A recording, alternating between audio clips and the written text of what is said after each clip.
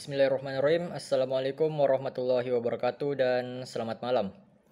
Perkenalkan, saya Ahmad Muhaimin dan di video ini saya akan mencoba memaparkan poin-poin penting yang saya peroleh dari video talk show dan podcast Endgame dengan bintang tamu Pak Mardigu Wowik dengan topik Narator Bangsa Harus Bisa Berimajinasi, yang bisa kalian akses melalui link yang ada pada deskripsi di bawah.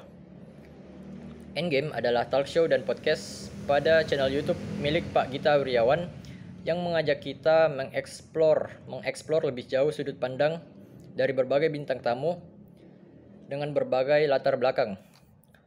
Sedikit profil dari kedua pembicara. Pak Gita Wirjawan pernah menjabat sebagai Menteri Perdagangan pada Kabinet Indonesia Bersatu II era Presiden Susilo Bambang Yudhoyono. Podcast ini juga bercerita tentang latar belakang Pak Mardigu sampai bagaimana beliau bisa sampai belajar di Amerika, lebih tepatnya di San Francisco, dengan bachelornya Applied Psychology and Business, lalu kemudian lanjut ke Criminal Mind and Forensic Investigator.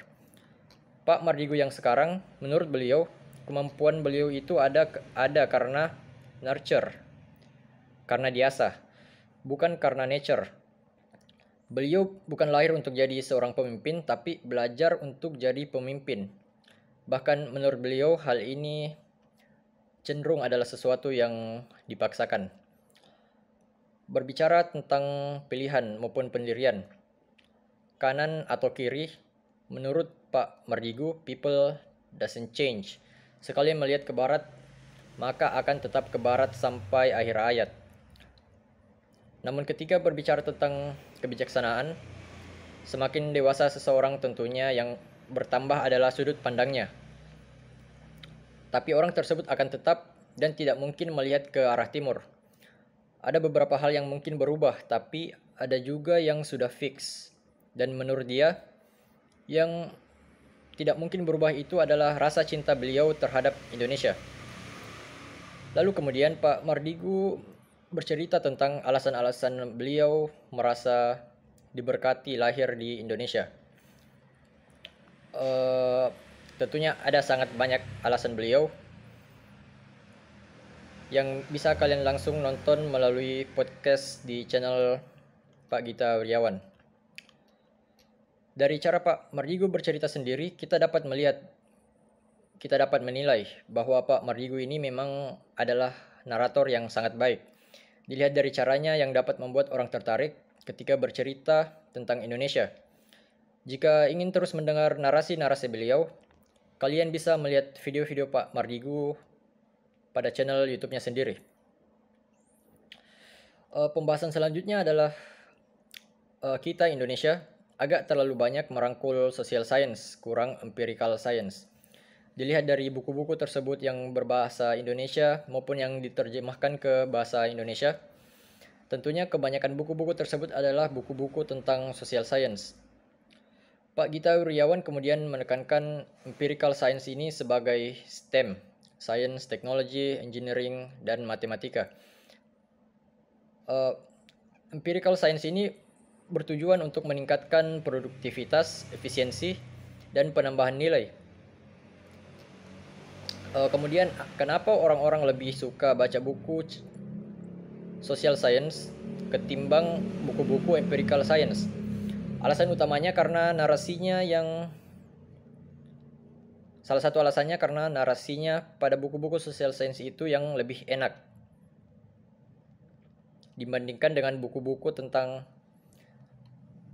yang menyangkut empirical science, yang cenderung akan terasa datar saja, membuat orang lebih bosan dan membuat orang lebih cepat mengantuk tentunya. Indonesia narasinya bagus, namun naratornya kurang. Masalah utama di sini adalah bagaimana kita mengedepankan ilmu sains sambil membuat narator sebanyak mungkin.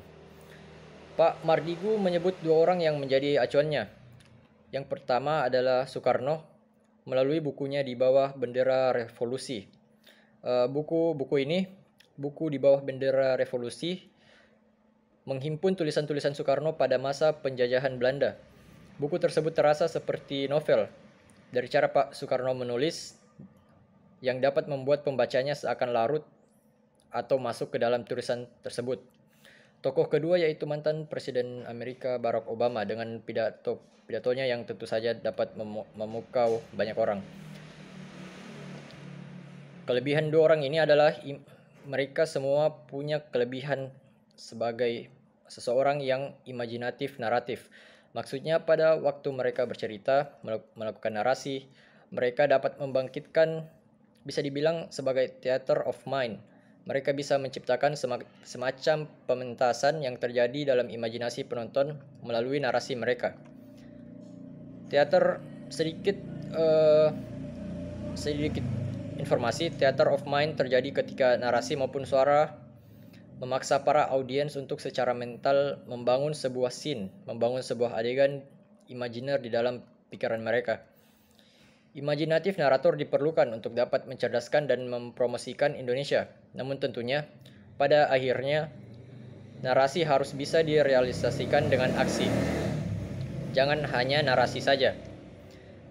Nah, bagaimanakah cara Indonesia bisa membuat banyak narator-narator yang imajinatif narator yang dapat menemukan sesuatu dari Indonesia yang sangat bagus sehingga orang lain dapat tertarik, sehingga Indonesia tentunya bisa lebih mendapatkan exposure pada skala internasional. Budaya Indonesia adalah budaya bertutur, bukan budaya baca. Itu yang dikatakan Pak Mardigu. Maka dari itu terlebih dahulu membaca harus dijadikan kebiasaan, hingga pada akhirnya harus dapat menjadi budaya. Caranya yaitu yang pertama, membaca harus dipromosikan dari cara sederhana terlebih dahulu tentunya. Cara lain yaitu melalui media sosial seperti YouTube dan lain sebagainya. Yang kedua, orang Indonesia bukan berarti tidak suka membaca. Hanya saja buku-buku bagusnya kurang atau kita yang kurang referensi tentang buku-buku yang bagus dibaca. Menurut saya, ini pandangan saya sendiri. Saran saya, salah satu cara yang paling mudah adalah kita harus bisa saling mereferensikan. Apabila kita mendapatkan suatu bacaan yang membuat kita tertarik dan kemudian orang lain juga dapat tertarik dengan bacaan tersebut. Sekian poin-poin dari saya. Maaf bila ada salah kata, lebih kurangnya mohon dimaafkan. Wassalamualaikum warahmatullahi wabarakatuh.